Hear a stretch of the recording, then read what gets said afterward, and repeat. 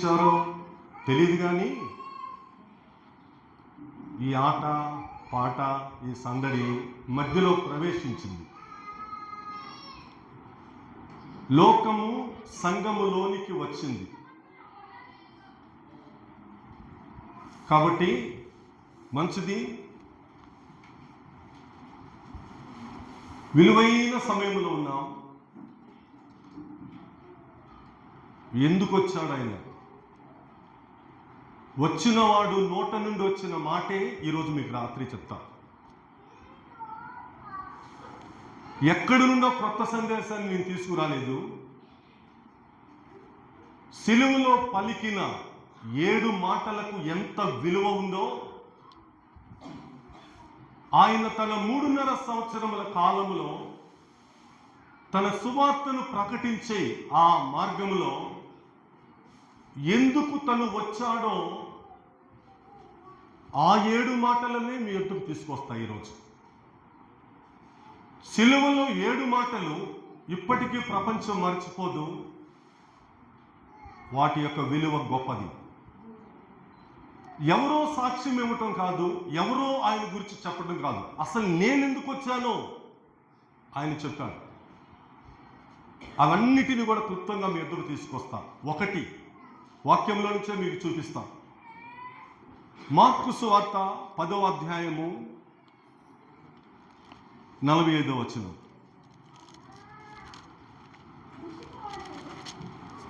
మనుష్య కుమారుడు పరిచారము చేయించుకొనుటకు రాలేదు, గాని పరిచారము చేయుటకును అనేకులకు ప్రతిగా విమోచన క్రయధనముగా తన ప్రాణము ఇచ్చుటకు వచ్చెను. తనే చెప్పిన మాట. ఎందుకు వచ్చాను, ఎందుకు పుట్టాను అంటే, నేను కొంతమంది వచ్చారు ఈ లోకానికి నాకంటే ముందు.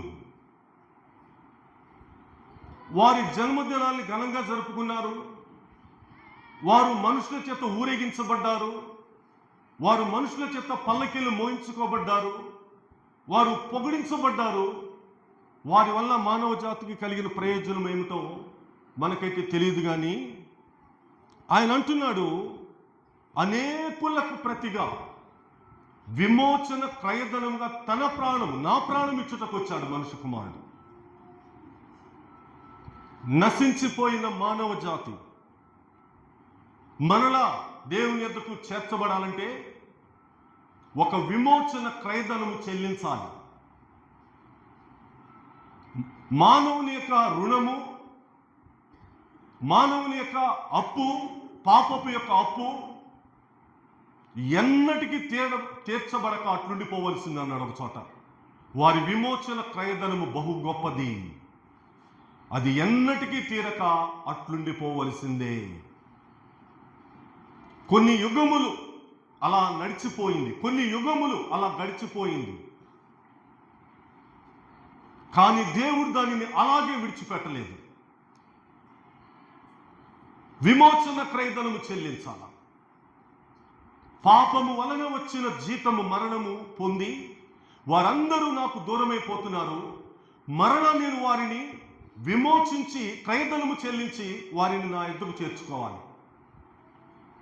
కాబట్టి తగిన కాలముందు, కాలము సంపూర్ణమైనప్పుడు దేవుడు తన కుమారుని లోకానికి పంపించాడు. ఆయన వచ్చింది ప్రాణము పెట్టడానికి. ఆ ప్రాణము పెట్టిన విధానములో విమోచన క్రయధనము చెల్లించడానికి వచ్చాడు ఆయన. ఎవరొచ్చారు ఈ లోకానికి అలాగా? ఆ విమోచన క్రయధనం ఎవరు చెల్లించారు ఈ లోకంలో అలాగా? యేసు క్రీస్తు వారు మాత్రమే. అనేకులకు ప్రతిగా విమోచన క్రయధనము చెల్లించటానికి ఆయన వచ్చాడు. పొగిడించబడటానికి, ఊరేగించబడటానికి, పల్లకిలలో మోయబడటానికి రాలేదైనా, ప్రాణము పెట్టడానికి వచ్చాడు ఆయన. ఇప్పటికీ మానవ జాతి కొంతమంది అనే మాట అదే, ఆయన చాతగాక చనిపోయాడు.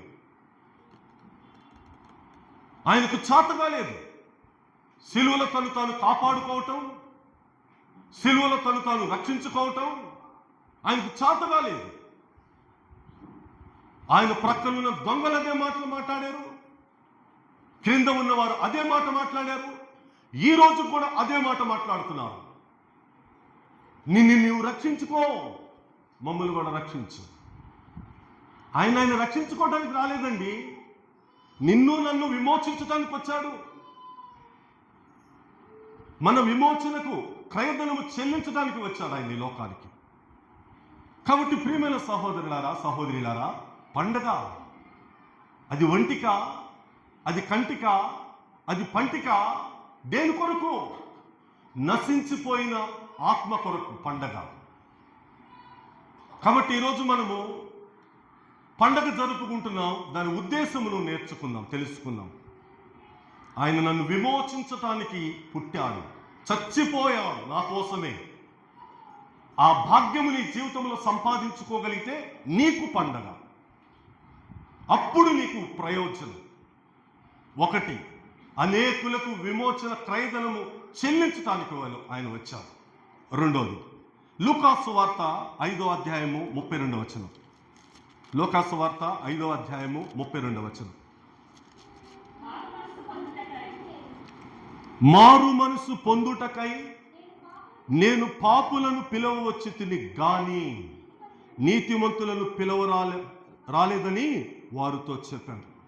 నేనెందుకు వచ్చాను, ఎందుకు పుట్టాను, నేనెందుకు రావలసి వచ్చిందంటే, నేను పాపులను పిలవటానికి, మారు మనసు పొందటానికి. ఆ పాపులు ఇప్పుడు ఏం చేయాలి? మారు మనసు పొందాలి. ఆ పాపులు మారు మనసు పొందటానికి నేను వారిని పిలవటానికి వచ్చాను. నీతిమంతుల కోసం రాలా. నేను మంచోడిని, నేను గొప్పని అనుకున్నవాడు నాకు అక్కర్లేదు. నేను పాపిని, నన్ను రక్షించడం కొరకే వచ్చావయ్యా అని మారు మనసు ఎవడైతే పొందుతాడో వాడి కోసం ఆయన వచ్చాడు, వారి కోసమే ఆయన జన్మించాడు. ఆయన జన్మ విధానమును మానవ జాతికి ఇప్పటికీ కూడా చెప్పలేకపోతున్నారు చాలామంది, వివరించలేకపోతున్నారు చాలామంది. ఈ రాత్రి నువ్వు వినగలిగితే, ఈ రాత్రి నీ హృదయానికి అర్థం కాగలిగితే నువ్వు ధన్యుడవు, నువ్వు ధన్యురాలవు. మారు మనసు. తనకంటే ముందు పుట్టిన బాప్తిస్మొచ్చి యోహాను అరణ్యంలో ప్రకటిస్తున్నాడు, కాలము సంపూర్ణమయ్యింది, మారు మనసు పొందండి అన్నాడు ఆయన. యేసుక్రీస్తు వారు కూడా 40 దినములు అరణ్యంలో శోధించబడిన తర్వాత బయటకు వచ్చిన తర్వాత ఆయన నోట నుండి వచ్చిన మొట్టమొదటి మాట అదే, కాలము పరిపూర్ణమై ఉన్నది, కాలము సంపూర్ణమై ఉన్నది, మారు మనసు పొందండి. ఆయన పిలిచిన మొట్టమొదటి పిలుపు, ఆయన నోట నుండి వచ్చిన మొట్టమొదటి పిలుపు. కాబట్టి ఇప్పుడు ఆయన ఎందుకు వచ్చాడు? పాపులను పిలుచుటకు. ఆ పిలుపులో అర్థమేమిటి? మీరు మారు మనసు పొందండి. ఎంతకాలము మీరు మారు మనసు పొందకుండా ఉంటారు? మీ హృదయములను మార్చుకోండి అని పిలవటానికి వచ్చానన్నాడు. ప్రయాసపడి భారము మోసుకున్న సమస్తమైన జనులారా నా యొద్దకు రండి, నేను మీకు విశ్రాంతి. ఎందుకు విశ్రాంతి? పాప భారము బరువు మోస్తున్నారు వాళ్ళు, దానిని నేను తీసివేస్తా, మిమ్మల్ని తేలిక చేస్తా. కాబట్టి మారు మనసు పొందటానికి, పిలవటానికే వచ్చాడు ఆయన ఈ లోకానికి. పొందామా మారు మనసు? మారు మనసు పొందామా? మారు మనసు పొందకుండా ఇంకా ఈ లోకంలో బ్రతుకుతూ ఉంటే మనం క్రైస్తవులము కామేమో. ఆ పిలుపు యొక్క విలువ మనకి ఇంకా అర్థం కాకపోతే మనము క్రైస్తవులము కామేమో. మారు మనస్సు. ఆయన యొద్దకు రాకముందు, ఆయన యొద్దకు వచ్చిన తర్వాత, ఆయనెవరో నాకు తెలియక ముందు, ఆయనెవరో నాకు తెలిసిన తర్వాత మార్పు. పౌలు అదే చెప్పాడు, పూర్వము నేను హింసకుడను, దూషకుడను, హానికరుడను, నేను ఇప్పుడు మారు మనసు పొందాను. అది క్రైస్తవ జీవితం. లోకానికి చూపెట్టగలుగుతున్నామా? ఈ లోకము అర్థం చేసుకోగలుగుతుందా? వీరి దేవుడు చాలా గొప్ప దేవుడు. మారు మనసు పొందటానికి వీరి దగ్గరకు వచ్చి వారికి మారు మనసు ఇచ్చాడు. ఆ మారు మనసు ఏదో మాకు కూడా కావాలి అని వాళ్ళు ఆశిస్తున్నారా? నిన్ను చూసి వారు కూడా మారు మనసు పొందాలని అనుకుంటున్నారా? ఆయన అందుకోసం వచ్చాడు. కాబట్టి రెండోది, ఆయన మారు మనసు పొందటానికి పొందమని పిలవటానికి ఈ లోకములకు వచ్చాడు. మూడోది, లూకాసు వార్త 19వ అధ్యాయము 10వ వచనం. లూకాసు వార్త 19:10. నశించిన దానిని వెదకి రక్షించుటకు మనుష్య కుమారుడి లోకానికి వచ్చాడు. నశించిపోయాడు. మనమందరము గొర్రెల వలె త్రోవ తప్పిపోయాము. మనలో ప్రతివాడు తనకిష్టమైన మార్గంలోకి వెళ్ళిపోయాడు. గొర్రె త్రోవ తప్పినట్టుగా మానవ జాతి త్రోవ తప్పింది. నశించిన దానిని వెదకి రక్షించడానికి లోకానికి వచ్చాడు. నువ్వు దొరికావా? తప్పిపోయిన గొర్రె వలె తిరుగుతున్న నీవు, తప్పిపోయిన గొర్రె వలె బ్రతుకుతున్న నీవు, ఆయన వెదకి రక్షించే ఆ క్రమంలో వచ్చినప్పుడు నువ్వు ఆయనకు దొరికావా? నిన్ను రక్షించగలిగాడా? అది క్రిస్మస్. ఆయన నోట నుండి వచ్చిన మాటలు, క్రీస్తు నోటిలో నుండి వచ్చిన మాటల సందేశం ఇది ఈరోజు. కాబట్టి చాలా విలువైనది క్రిస్మస్ అంటే. ఈ లోకము ఎరగదది. కేవలము డాన్స్, కేవలం పాట, కేవలం స్టార్, కేవలం కేకు, కేవలం లైటింగ్. ఇదే పండగ.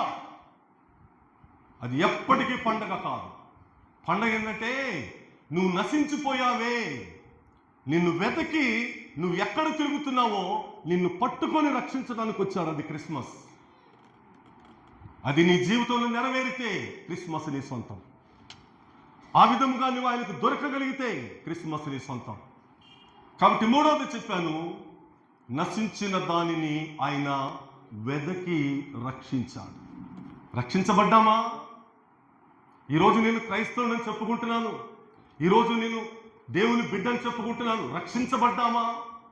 మన పాప బంధకాల నుండి, పాపపు చెర నుండి, పాపపు అలవాట్ల నుండి, తప్పిపోయిన గొర్రె స్థితి నుండి మనం రక్షించబడ్డామా? అందుకే నేను వచ్చా, అందుకే నేను పుట్టా. ఆ పుట్టుకను ఇప్పటికీ మానవ జాతి అర్థం చేసుకోలేకపోతుంది. కారణము కూడా నేను చెప్తాను. అలా చెప్పిన వాడు, అలా ప్రకటించిన వాడు, అలా రక్షించబడిన విధానాన్ని తన జీవితంలో చూపెట్టలేకపోయాడు. ఇప్పుడు చాలా మంది ప్రకటిస్తున్నారే, చాలా మంది బోధకులున్నారే, చాలా మంది ప్రసంగికులున్నారే, ఆ రక్షించబడిన విధానాన్ని లోకానికి చెప్పలేదు. వారు వారి వ్యాపారాలు, వారి రాజకీయాలు, వారి పాపాలు, వారి వ్యసనాలు ఇంకా పెట్టుకున్నారు. ఒక ఆవిడ అంటుంది, సార్ గారండి మీ మందిరంలో డిసెంబర్ 31 వాగ్దానం నాకు తెస్తారా? తెస్తానమ్మా, నాకు చాలా నమ్మకం అండి, నాకు చాలా విశ్వాసం అండి, నాకు దేవుడు కోరిన కోరికలన్నీ తీరుస్తున్నాడండి అంది. నేనన్నా, అమ్మా యేసు నువ్వు అంతవరకే నమ్ముతావా? యేసు నీకు అందుకొరకే కావాలా? ఈ లోకము తర్వాత ఆయన నిన్ను నన్ను రక్షించడానికి వచ్చాడే, ఆ రక్షణను పొందుకోవటానికి నీకేమైనా ఆసక్తి ఉందా? ఆయనను రక్షకుడుగా నీవు అంగీకరించడానికి ఆసక్తి ఉందా అని అడిగితే ఆవిడ నాకు లేదంది. ఎందుకమ్మా అలా అంటున్నావు? అలా చెప్పిన వాళ్ళు ఎవరు కూడా నాకు సరిగా కనపడలేదండి. అలాగ ప్రకటించిన వాళ్ళు ఎవరు కూడా నాకు సరిగా కనపడలేదు. ఆయన చెప్తున్నాడు కానీ అలా చేయట్లా, అలా ప్రకటిస్తున్నాడు కానీ అలా జీవించట్లా. నాకు నమ్మకం లేదు. ఈ లోకం వరకే నేను నమ్ముకుంటా. ఓకే, వాగ్దానం తీసుకురండి. మరి తర్వాత దానికోసం ఈ లోకము విడిచిన తర్వాత పరలోకము చేర్చడానికి కదా ఆయన మనల్ని రక్షించింది. మరి దానికి అక్కర్లేదా? ఏమో నేను చాలా మందిని చూస్తున్నాను, ఎవరు లేరు అలాగా. కాబట్టి ఆయన నాకు ఈ లోకానికి సరిపోతాడు. వాగ్దానం తీసుకుంటాను, వాగ్దానాలు పొందుకుంటాను, వాటిని అనుభవిస్తాను, ఈ లోకంలో నా జీవితం ఇంతే కాదు. నశించిపోయాము కదా, మనల్ని వెతికి రక్షించి పరలోకమునకు చేర్చడానికి ఆయన వచ్చాడు. 4 యోహాను సువార్త 6వ అధ్యాయము 38వ వచనం.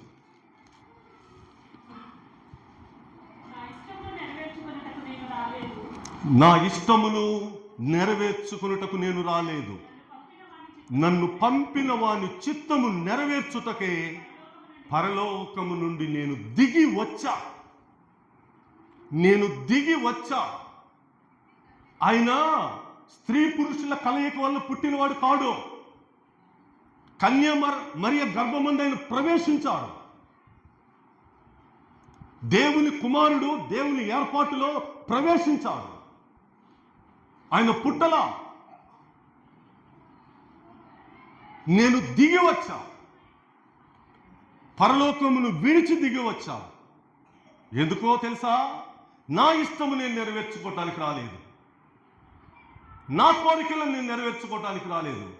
నా తండ్రి చిత్తం, నా తండ్రి ఇష్టం, వాని చిత్తము జరిగించడానికి వచ్చా. ఏమిటి తండ్రి చిత్తము? ధర్మశాస్త్రము దేనిని చేయజాలకపోయినో దానిని తన కుమారుడి ద్వారా దేవుడు సిలువలో చేశాడు. ధర్మశాస్త్రములకు చేతగాల, ప్రవక్తలకు చేతగాల, దూతలకు చేతగాలేదు. దేవుడు తన కుమారుడి ద్వారా చేయించటానికి ఈ లోకానికి పంపించాడు. తన చిత్తం ఉంది. నాన్నా, తండ్రి, ఈ దుర్మార్గుల కోసమా నేను దిగి వెళ్ళాలి, ఈ పాపాత్ముల కోసమా నేను దిగి వెళ్ళాలి అని అక్కడ ఆయన ఆలోచించాల. నా తండ్రి కోరికుందే, నన్ను బలిగా అర్పించటానికి దిగి వెళ్ళమంటున్నాడే, అందుకొరకే నేను దిగి వచ్చా. ఎవరైనా చెప్పారా మాటలు? ఈ లోకంలో ఎక్కడైనా విన్నామా మాటలు? ఈ లోకంలో ఏ చోటైనా ఆ మాటలు మన చెవులు పడ్డాయా? లేదు. బైబిల్ చెప్పింది మానవ జాతిని రక్షించటానికి, నశించిపోయిన దానిని వెతక రక్షించటానికి ఆయన ఈ లోకమునకు వచ్చారు. 5వది అదే యోహాను సువార్త 10వ అధ్యాయము 10వ వచనం. ఆయన సాక్ష్యములు ఇచ్చాడండి. చదువమ్మా. దొంగ దొంగతనమును, హత్యను, నాశనమును చేతకొచ్చును గాని మరి దేనికి రాడు. ఇప్పుడు అంటున్నాడు, గొర్రెలకు జీవము కలుగుటకు, అది సమృద్ధిగా కలుగుటకు నేను వచ్చి తిని, నేను ప్రవేశించి తిని. కన్య మరియ గర్భమందు ఇప్పటికీ బుద్ధి లేని మానవ జాతి, జ్ఞానము లేని మానవ జాతి ఆ దైవికమైన ఆలోచనలను, ఆ దైవికమైన మాటలను చెవిని చొప్పించుకోలేకపోతుంది. ఆయన వచ్చిన ఉద్దేశము గొర్రెలకు జీవము. తప్పిపోయి తిరుగుతున్నామే, గుట్టల మీద కొండల మీద తిరుగుతున్నామే. ఆ గొర్రెలమైన మనకు ఆహారం లేకపోతే మనల్ని పోషించటానికి, తన వాక్యము ద్వారా పోషించటానికి ఆయన వచ్చాడు ఈ లోకానికి. ఇది వాక్యం. ఎవరైనా కానీ దీనిలోంచి వాక్యం చెప్పాలి, ఎవరైనా కానీ దీనిలోంచి బోధించాలి, ఎవరైనా కానీ దీనిలో నుంచి ఆహారాన్ని ప్రజలకు పెట్టాలి. మనుషుడు రొట్టె వలన మాత్రమే కాదు, దేవుని నోట నుండి వచ్చే ప్రతి మాట వలన బ్రతుకుతాడు. ఆయన మాట బ్రతికిస్తుంది. నీ వాక్యమే నన్ను బ్రతికించింది, నా బాధలలో నెమ్మది కలుగజేసింది. దానిని ఇచ్చుటకు వచ్చాడు. జీవాహారము నేనే. ఈ వాక్యమును భుజించండి, ఈ మాటలు భుజించండి అని అంటున్నాడు ఆయన. కాబట్టి యేసయ్య నోటలో నుండి వచ్చిన ఆయన మాటలను ఈ రాత్రి క్రిస్మస్ సందేశంగా తీసుకొస్తున్నాను మీ వద్దకు. మీకు అర్థం అవ్వాలి పండగ అంటే ఏమిటో, యేసయ్య ఎందుకు వచ్చాడో, ఆయన వచ్చిన ఉద్దేశం ఏంటో అది మనకు అర్థం అవ్వాలి. అది మన జీవితంలో ఉపయోగపడాలి, ప్రయోజనకరం అవ్వాలి. కాబట్టి ఆయన అంటున్నాడు, దొంగతనానికి వస్తాడు, హత్య చేయటానికి వస్తాడు, నాశనము చేయటానికి వస్తాడు, కానీ నేను అందుకు రాలా. గొర్రెలకు జీవము, ఆ జీవము కూడా సమృద్ధిగా ఇచ్చుటకు నేను వచ్చా. ఆయన ఈ లోకమునకు వాక్యమును మోసుకొని వచ్చాడు, దేవుని యొక్క మాటలను మోసుకొని వచ్చాడు. తన 3.5 సంవత్సరముల భూలోక యాత్రలో ఏ రోజు ఆయన అలసిపోలేదు, ఏ రోజు తన సువార్తను ఆపలేదు. ఏదైతే సందేశం తండ్రి ఎదురు నుండి పొందుకున్నాడో అది మొత్తాన్ని మానవ జాతికి తెలియజేశాడు. ఆయన అంటాడు మరణించడానికి ముందు, తండ్రి, చేయుటకు నీవు నాకు ఇచ్చిన పనిని నేను సంపూర్ణముగా నెరవేర్చా. నువ్వు ఎన్ని మాటలు చెప్పమంటే అన్ని మాటలు చెప్పావు. ఏ ఒక్కటి నేను మర్చిపోలేదయ్యా. నువ్వు చెప్పమన్నావే, నువ్వు బోధించమన్నావే, నువ్వు ప్రకటించమన్నావే, ఏ ఒక్కటి నేను మర్చిపోలా. అన్నీ చెప్పేశా, సంపూర్ణముగా నీ చిత్తం నెరవేర్చా. ఈరోజు మన చేతుల్లో ఉన్న బైబిల్, ఈరోజు మన చేతుల్లో ఉన్న ఆయన వాక్యం ఆయన ఇచ్చింది మనకి. ఇది భుజించేవాడు, ఇది చదివేవాడు, దీనిని అనుసరించేవాడు బ్రతుకుతాడు, వాడికి మరణం లేదు. అందుకు ఆయన వచ్చాడు. ఆ రోజు చూపిస్తాను రండి. అదే యోహాను సువార్త 12వ అధ్యాయం 46.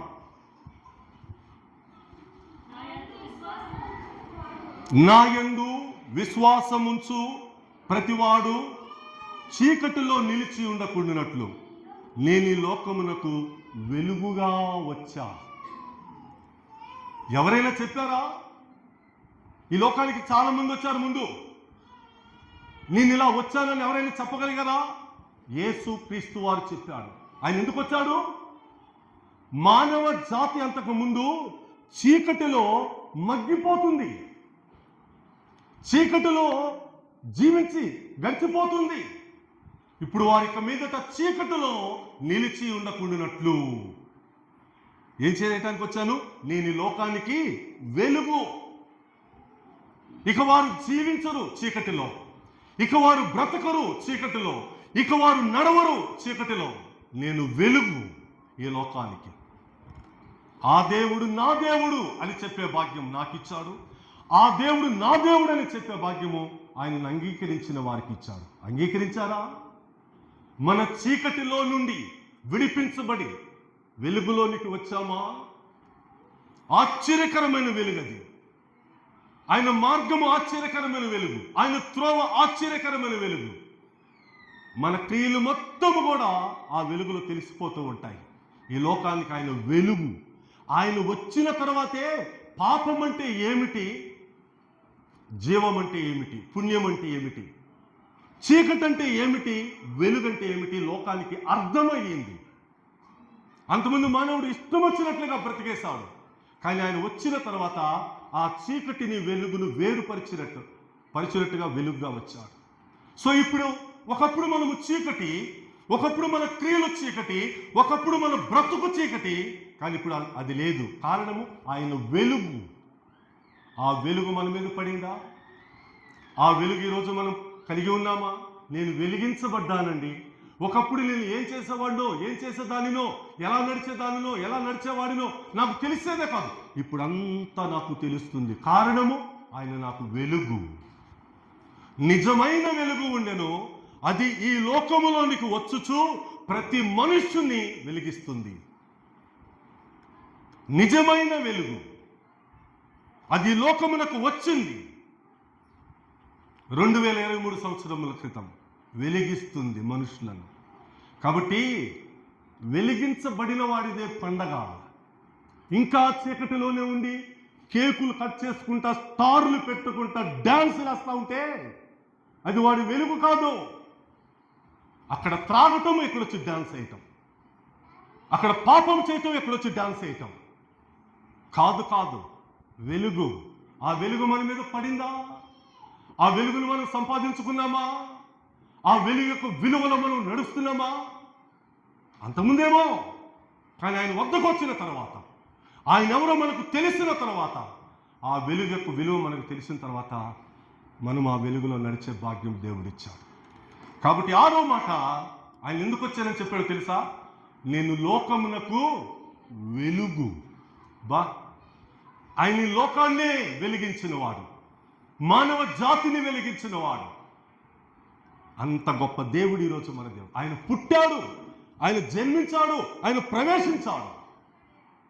కాబట్టి పండగ అది.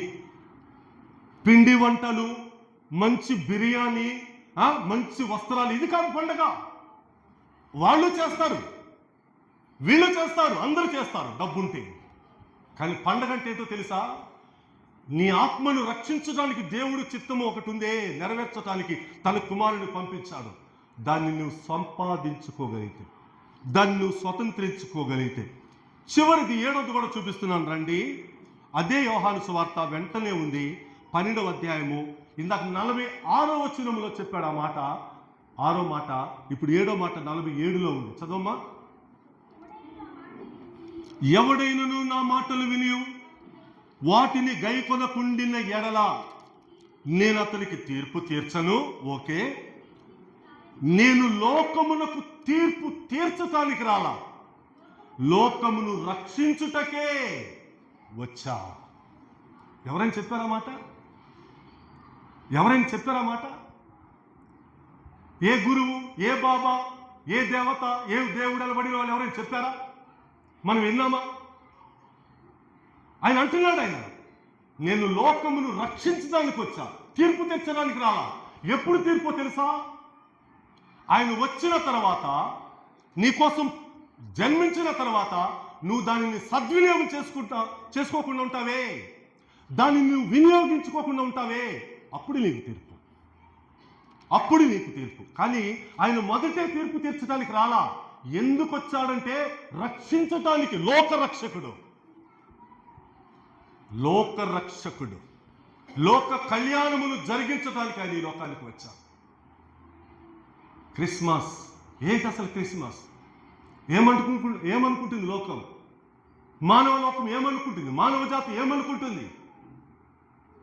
7 మాటలు. నేను అదే చెప్పాను, సిలువలో 7 మాటలకు ఎంత ప్రాధాన్యత ఉందో, ఆయన 3.5 సంవత్సరముల కాలములో ఆయన నోట నుండి వచ్చిన 7 మాటలకు కూడా అంతే ప్రాధాన్యత ఉంది. ఇంత గొప్ప రక్షణను మనం నిర్లక్ష్యం చేసుకోకపోతే ఎలా? ఇంత గొప్ప దేవుని ఏర్పాటును మనం సద్వినియోగం చేసుకోకపోతే ఎలా? తీర్పు ఎప్పుడో తెలుసా? ముందు లేదు. నువ్వు ఈ అవకాశమును సద్వినియోగం చేసుకోకపోతే, నీవు ఈ అవకాశాన్ని గ్రహించి ఆయనను స్వీకరించకపోతే అప్పుడు నీకు తీర్పు. ఇంత గొప్ప రక్షణ అర్థం చేసుకుందామా ఈ రాత్రి? ఆయన మాటలను అర్థం చేసుకుందామా ఈ రాత్రి? 7 మాటలు బాగా గుర్తుపెట్టుకోండి. ఒకరెవరైనా రాసుకొని ఉంటే మీరు ఇంటికి వెళ్ళి ధ్యానం చేయండి. మీరు యూట్యూబ్లో కూడా ఈ మెసేజ్ తర్వాత వస్తుంది, జాగ్రత్తగా వినండి. నేను ప్రతి రిఫరెన్స్ కూడా చూపించా బైబిల్లోంచి. నేను సొంతగా చెప్పలా, నేను ఎక్కడి నుంచో పొందుపరచలా, బైబిల్లో నుంచే తీసుకొచ్చాను. 1, విమోచన ఖైదనము చెల్లించడానికి వచ్చాడు. 2, మారు మనసు పొందమని పిలవటానికి వచ్చాడు. 3, నశించిన దానిని వెతికి రక్షించడానికి వచ్చాడు. 4, తను పంపిన వాని చిత్తమును జరిగించడానికి వచ్చాడు. 5, గొర్రెలకు జీవము సమృద్ధిగా ఇవ్వటానికి వచ్చాడు. 6, ప్రతివాడు చీకటిలో నిలిచి ఉండకుండానట్లు ఈ లోకానికి వెలుగుగా వచ్చాడు. చివరిది, లోకమును రక్షించుటకే నేను వచ్చా.